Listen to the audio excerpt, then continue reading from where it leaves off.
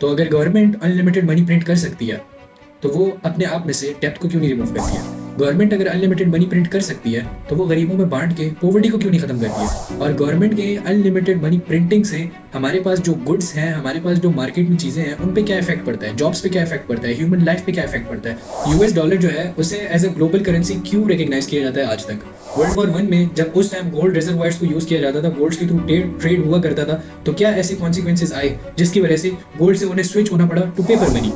Dollar जो है वो ग्लोबल करेंसी कैसे बने और उसे आज तक रिकग्नाइज क्यों किया जाता है? वर्ल्ड वॉर 1 में 80% of the gold reservoirs USA के पास कैसे चले गए थे? ऐसे क्या कॉन्सिक्वेंसेज हुए थे? ऐसे क्या टर्म्स एंड कंडीशंस हुए थे? आइए इन सब चीज़ों के बारे में आज हम जानते हैं।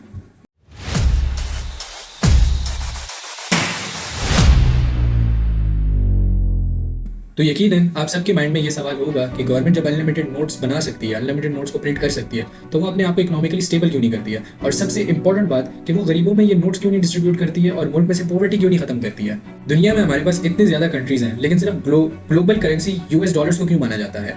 और सबसे इंपॉर्टेंट चीज, जो हमारे पास ये बेसिकली पेपर करेंसी है जो कि ट्री से बना हुआ है, इसको इतनी ज्यादा इंपॉर्टेंस क्यों दी जाती है? लोग 7-8 घंटे ऑफिस में, दुकानों में अपना टाइम स्पेंड करके सिर्फ इस पेपर को हासिल करते हैं ताकि वो जो है अपनी नीड्स को पूरा कर सके, अपनी जरूरियात को पूरा कर सके। तो पुराने वक्तों में लोग क्या करते थे, उनके पास जो बेसिकली एग्रीकल्चर होता था या उनके पास अगर काओ या बफेलोज होते थे तो वो उसके मिल्क को एक्सट्रैक्ट करके उसके थ्रू जो है ना बेसिकली ट्रेडिंग किया करते थे। आहिस्ता आहिस्ता जो है ना फिर दुनिया गोल्ड की तरफ आई, गोल्ड के थ्रू जो है ना बेसिकली ग्लोबली हमारे पास ट्रेडिंग हुआ करती थी। फिर जो है ना गोल्ड के सिक्के बने, फिर हमारे पास पेपर करेंसी आया, पेपर करेंसी से जो है ना हमारे पास इलेक्ट्रॉनिक कार्ड्स आए, जो वीज़ा जो डेबिट कार्ड्स होते हैं। उसके बाद जो है ना हमारे पास ऑनलाइन बैंकिंग का सिस्टम आया और आजकल के ज़माने में जहाँ लोग अब बिटकॉइंस और इन जैसे करेंसीज में जो है ना बेसिकली इंटरेस्ट करते हैं और इसके थ्रू जो है ना अपने ज़रूरियात को पूरा करते हैं और इनको वर्ल्ड वाइड यूज़ करते हैं। तो किसी चीज़ की प्राइस कैसे डिसाइड होती है? अब फॉर एग्जांपल अगर आपके पास गाड़ी है, आपने गाड़ी का रेट जो है ना 1000 रुपीज़ रखा है और आपके पास जो है ना क्या है 100 लोग आ गए, तो आप क्या करोगे? आप लाजमी देखोगे कि यार मेरी चीज़ की तो डिमांड काफ़ी ज़्यादा है, तो मैं क्या करता हूँ 1000 से 2000 पे चला जाता हूँ। अब आप 2000 पे जाओगे, पहले 100 लोग अगर थे तो आप कितने हो जाएंगे? आप 50 लोग आपके पास बच जाएंगे। तो ऐसे ऐसे ही आप 3000, 4000, 5000 पे जाएंगे। इवेंचुअली आपके पास एक बंदा बचेगा जो कि आपकी गाड़ी को सबसे हाईएस्ट रेट में लेगा और वहाँ ही जो है ना आपको सबसे ज़्यादा प्रॉफिट अचीव होगा। तो ऐसे ही वर्ल्ड वाइड जो हमारे पास प्रोडक्ट्स हैं उनके रेट्स को भी ऐसे ही डिसाइड किया जाता है और इस बेसिकली चेन को कहते हैं डिमांड एंड सप्लाई। अब इस कॉन्सेप्ट को मैं और क्लेरिफाई करने की कोशिश करता हूँ। फॉर एग्जांपल आप किसी शॉप पर जाते हैं, वहाँ पे आपको मैंगो मिलता है और आपको एप्पल मिलता है। अब मैंगो का रेट जो है ना बेसिकली ज़्यादा है और एप्पल का रेट जो है ना बेसिकली कम है। तो मैंगो का रेट ज़्यादा होना उसके कलर की वजह से नहीं है, उसके स्वीट होने की वजह से नहीं है। बेसिकली मैंगो की जितनी डिमांड है इतनी उसकी सप्लाईमेंट नहीं है। जैसे कि हमारे पास इंडिया, हमारे पास डिफरेंट कंट्रीज हैं, पाकिस्तान, उनके जो है ना मैंगोज, उनके फ्रूट्स जो है ना वर्ल्ड वाइड फेमस होते हैं। तो बेसिकली उनकी डिमांड काफ़ी ज़्यादा होती है। तभी अगर आप उसी चीज़ को लोकली अगर परचेज करेंगे तो आपको कम प्राइस में मिलेगा और अगर आप वर्ल्ड वाइड कहीं जाके परचेज करेंगे तो आपको ज़्यादा प्राइस में मिलेगा। और इवेंचुअली जो मैंगो के सप्लायर है वो भी यही कर रहे हैं जो कि आपने और मैंने अपनी गाड़ी को बेचते वक्त किया था। आइए मैं आपको और इजीली इस चीज़ को समझाता हूँ। तो फॉर एग्जांपल जो हमारे पास जापान और दुबई जैसे कंट्रीज हैं जहाँ पे हमारे पास इंपोर्ट एंड एक्सपोर्ट चलती है गाड़ियों की, तो वहाँ पे बेसिकली क्या होता है, आप डायरेक्ट तो नहीं जाते हो ना, डायरेक्ट जाके जो है ना आप पैसे दे दो, भैया ये मुझे गाड़ी दे दो और मैंने इसको इंपोर्ट करना एक्सपोर्ट करना है, मैंने पैसा कमाना है, ये वो नो, ऐसी चीज़ें नहीं चलती हैं। लोग जापान से गाड़ी को इंपोर्ट एक्सपोर्ट करते हैं थ्रू ऑनलाइन एप्लीकेशंस। इनकी अपनी वेबसाइट होती है जहाँ पे गाड़ियों की बेसिकली डिटेल्स जो है ना वहाँ पे लग जाती है, उसकी ऑप्शन शीट लग जाती है और लोग उसके ऊपर बिटिंग करते हैं। अब जिस बंदे ने सबसे ज़्यादा पैसे उस गाड़ी के लगाए होंगे उसी को वो गाड़ी मिलेगी और वो डिपेंड करता है उसके ऑनर के ऊपर भी, उसके बेसिकली जो भी वहाँ पे कंपनी है जो कि इसको संभाल रही है उनके ऊपर भी डिपेंड करता है कि वो किस रेट पे गाड़ी को क्लोज करते हैं। तो जिसका सबसे ज्यादा रेट लगा होगा उसी को वो गाड़ी अवेल होगी और वही जो है ना आगे जाके उसको इंपोर्ट एक्सपोर्ट कर सकता है। तो let's take an example of Apple's iPhone 16 launch. अगर पहले दिन पे आपको 50 लोग मिलते हैं और वो जो है ना बेसिकली प्री बुकिंग करवाने आए हैं और दूसरे दिन पे आपके पास क्या होता है कि गवर्नमेंट जो है ना एकदम से बहुत ज़्यादा पैसा प्रिंट कर देती है और अपने लोगों पे बेसिकली डिस्ट्रीब्यूट कर देती है। तो दूसरे दिन क्या होगा, अगर पहले दिन 50 लोग थे तो अब 150 लोग होंगे, 200 लोग होंगे, 300 लोग होंगे। इवेंचुअली जब एप्पल देखेगा कि यार हमारे पास तो बहुत ज़्यादा डिमांड है, अब तो लाइनें डबल ट्रिपल हो गई हैं, तो वो क्या करेंगे, अपने प्रोडक्ट की प्राइस डबल ट्रिपल कर देगी। विच मीन्स गवर्नमेंट जितना भी पैसा बनाए, जितना भी ज़्यादा पैसा बनाए तो इवेंचुअली इन्फ्लेशन बढ़ेगा। इन्फ्लेशन मतलब महंगाई बढ़ेगी। जो चीज़ आपको पहले कम पैसों में मिल रही थी वही जो है ना आपको अब डबल ट्रिपल पैसों में मिलेगी। 2009 में जिम्बाब्वे की गवर्नमेंट ने एक बहुत शॉकिंग डिसीजन लिया था कि वो बहुत सारा पैसा प्रिंट करेगी और बेसिकली अपने लोगों में डिस्ट्रीब्यूट करेगी और इवेंचुअली वो जो है ना अपने इकोनॉमी को बूस्ट करेगी। बट उसका रिटर्न में क्या आया कि लोग अगर टॉफ़ी खरीदने भी जाते थे ना तो अपने पास पूरी रेडी लेके जाते थे पैसों की और इवेंचुअली उनकी करेंसी जो है ना काफ़ी डिक्रीज हो गई थी, डिवैल्यू हो गई थी और जो है ना वो काफ़ी इकोनॉमिकल क्राइसिस में चले गए थे। अगर आपको इसके बारे में भी डिटेल वीडियो चाहिए तो कमेंट बिलो, मैं उसको जल्द अज जल्द बना के पोस्ट करूँगा।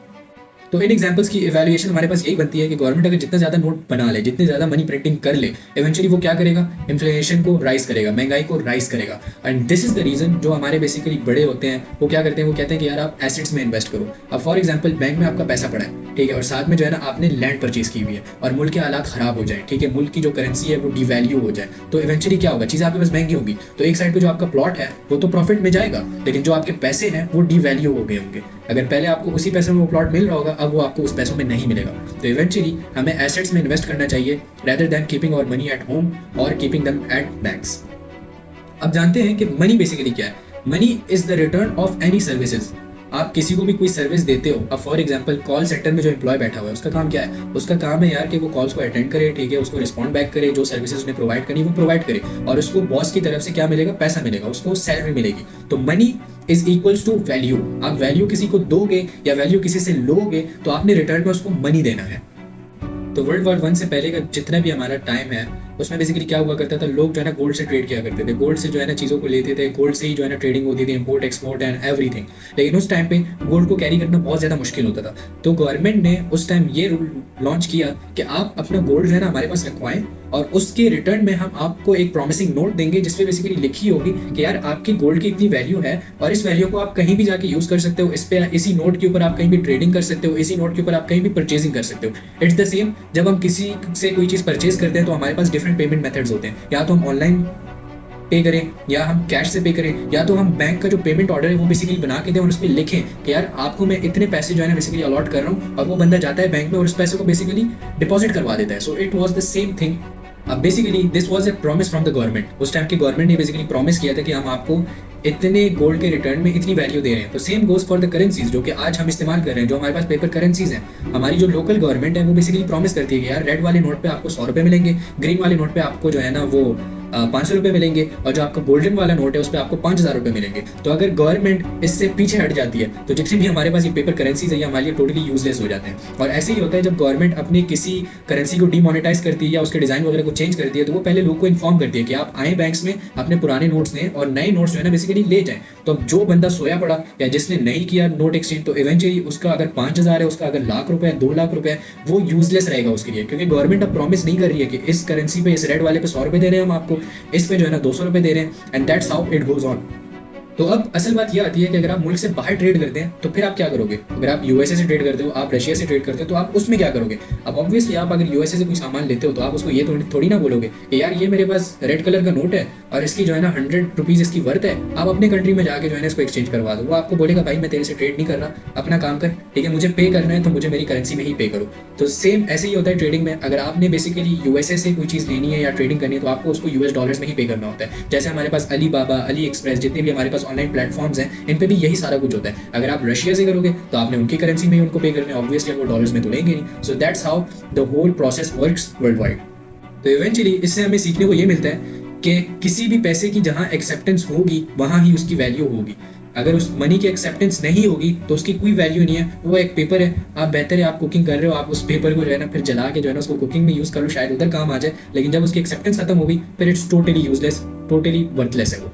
तो जो पुराने टाइम्स में हमारे पास प्रॉमिसिंग नोट था जो कि गवर्नमेंट ने बेसिकली लॉन्च किया था, उसमें भी काफ़ी हर्डल्स एंड मसले आ गए थे। तो उसके बाद हमारे पास क्या हुआ था कि गोल्ड स्टैंडर्ड को बेसिकली लॉन्च किया गया था, और उस रूल के हिसाब से आपकी जो बेसिकली गोल्ड की वर्थ है वो आपके इक्वल है टू योर करेंसी। मतलब अगर पाकिस्तानी रुपीज़ हैं, अगर इंडियन रुपीज़ हैं, अगर जो है ना दिनार्स हैं, दिरहम्स हैं, अगर डॉलर्स हैं, तो उनका जो है ना एक्सचेंज रेट सेम ही रहेगा। For example 2 grams of gold है हमारे पास which is equal to 20 rupees. तो अगर किसी के पास 20 रुपीज़ है वो 2 ग्राम्स ऑफ गोल्ड हासिल कर सकता है, किसी के पास अगर 2 ग्राम्स ऑफ गोल्ड है तो वो 20 रुपीज़ हासिल कर सकता है। और same goes for dollars and everything. तो ये हमारे पास जो है बेसिकली गोल्ड स्टैंडर्ड को लॉन्च किया गया था वर्ल्ड वाइड, ताकि हमारे पास ट्रेडिंग और हमारे पास बेसिकली जो पेमेंट मेथड्स है वो बेसिकली ईजियर हो जाए। लेकिन इसमें गवर्नमेंट ने एक रूल रखा था कि एक कंट्री इतने ही नोट्स को प्रिंट कर सकती है जितना उसके पास गोल्ड हो। तो उस टाइम में क्या हुआ कि काफ़ी कंट्रीज़ के पास गोल्ड कम थी, तो वो प्रिंटिंग जो है ना मनी की ज़्यादा कर रहे थे, जिसकी वजह से हमारा जो गोल्ड स्टैंडर्ड है वो भी काफ़ी टाइम तक नहीं चल सका, और उसके बाद जो है ना न्यू रूल्स की तरफ जाना मजबूरन पड़ गया था। तो हम सबको पता है पुराने टाइम से अभी तक यूएसए के पास एक न्यूक्लियर पावर है, और यूएसए जो है वो काफ़ी रिच है in the weaponry and armour section.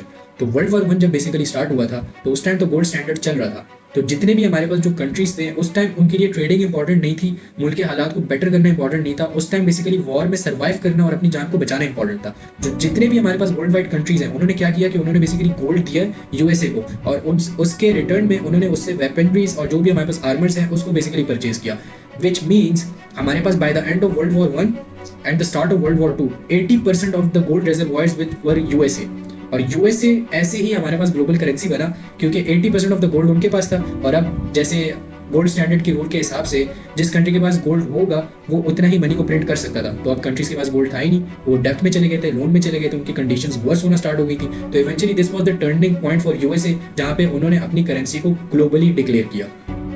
Eight the same time world war one के बाद वर्ल्ड वॉर टू स्टार्ट हो गया था and it was considered as one of the most deadliest war in the world history, क्योंकि इसमें काफ़ी जो countries थी वो बेसिकली एक बहुत अच्छे पोजीशन से बहुत एक लोअर वर्स्ट पोजीशंस पर आ गई थी। और 80% of the gold was with the USA, तो हमारे पास ट्रेडिंग भी पॉसिबल नहीं थी और वो ऑब्वियसली मनी भी प्रिंट नहीं कर सकते थे। तो 1944 में ब्रेडन वुड्स कॉन्फ्रेंस हुआ था जिसमें सर ब्रेडन ने ये डिक्लेयर किया कि यूएसए डॉलर्स को जो है ना एज अ ग्लोबल करेंसी हम यूज करेंगे, और दो ऑर्गेनाइजेशंस को बेसिकली लॉन्च किया था, which one was IMF and one was IBRD. अब जो आईबीआरडी का जो मेन काम था वो था to rebuild and stabilise the countries जो कि बेसिकली वॉर में इफेक्ट हुई, और आईएमएफ का बेसिकली ये काम था कि दो कंट्रीज अगर ट्रेडिंग कर रही है तो उनके ट्रेडिंग को स्मूथली ऑपरेशनल करवाना।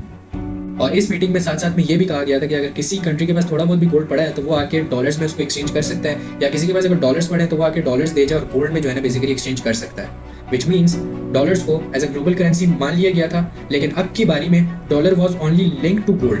पहले हमारे पास हर कंट्री की currency was link to dollar, but this time only dollar was link to gold. Naturally हर कंट्री किसी ना किसी चीज़ में रिच होता है, नेचुरली उनके पास कोल माइनिंग्स वगैरह अच्छी हो सकती है, उनके पास एग्रीकल्चर अच्छा हो सकता है, किसी कंट्री का जो है ना ऑटोमोटिव जो इंडस्ट्री है वो अच्छी हो सकती है। तो इवेंचुअली जितने भी हमारे पास कंट्रीज थी वो किसी ना किसी चीज़ में फायदे में थी, तो वो क्या करती थी अपनी सर्विसेज को और अपनी गुड्स को ट्रेड करके डॉलर्स के रिजर्वायर्स जो है ना अपने पास बेसिकली जमा करना स्टार्ट हो गए थे, ताकि वो जो है ना स्टेबिलिटी की तरफ जाना स्टार्ट हो जाए। और इवेंचुअली यूएसए को इसमें ये फायदा था कि उनका जो डॉलर है वो बेसिकली ग्लोबल करेंसी बन रहा था, और जो है ना उनका जो कंट्री है वो काफ़ी कामयाबी की तरफ जाना स्टार्ट हो गया था। लास्ट चीज़ को डिस्कस करते हैं कि करेंसी लोअर और हायर कैसे होता है। ये बेसिकली टोटली डिपेंड करता है आपके डिमांड एंड सप्लाई के ऊपर। अगर आपका कंट्री किसी चीज़ में अच्छा है, कोई नेचुरल रिसोर्सेज उसके पास अच्छी हैं और वो उसे इंपोर्ट एक्सपोर्ट करती हैं, बाहर से जो है ना वो बेसिकली पेमेंट लेकर आती हैं, डॉलर्स हो किसी में भी हो, तो वो बेसिकली क्या किस चीज़ को कंट्रीब्यूट कर रहे हैं, वो आपके इकोनॉमिकल क्राइसिस को कंट्रीब्यूट कर रहा है, आपकी जीडीपी को जो है ना बेसिकली वो इंक्रीज कर रहा है, विच मीन्स आपकी जो करेंसी है वो डिवैल्यूएट नहीं होगी, वो बल्कि और बढ़ेगी। और इसका ऑल्टरनेट में क्या होगा कि आपकी कंट्री में महंगाई नहीं होगी, आपका कंट्री क्योंकि आप इकोनॉमिकली स्टेबल है वो इंपोर्ट एक्सपोर्ट अच्छा कर रहा है, विच मीन्स उसकी जीडीपी राइज कर रही है। So this is how the rate of currency is decided. और 1947 में $1 1 रुपए के बराबर था, और आजकल के टाइम में $1 300 पाकिस्तानी रुपए के बराबर है। तो आप खुद इससे अंदाज़ा लगाएं कि हम कहाँ स्टैंड करते हैं, and we have to take strict measures ताकि हमारा कंट्री जो है ना वो इन सारी चीज़ों को कैटर अप कर सके।